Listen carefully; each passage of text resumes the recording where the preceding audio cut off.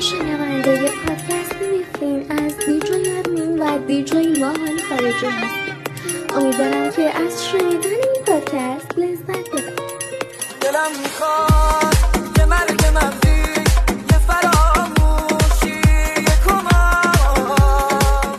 تو که الان داغی نمیدونی کی میمونه واسط. حالم گذاشت و رفت که رفت. یه چیزی میگم بهت بگیری داستان خودت.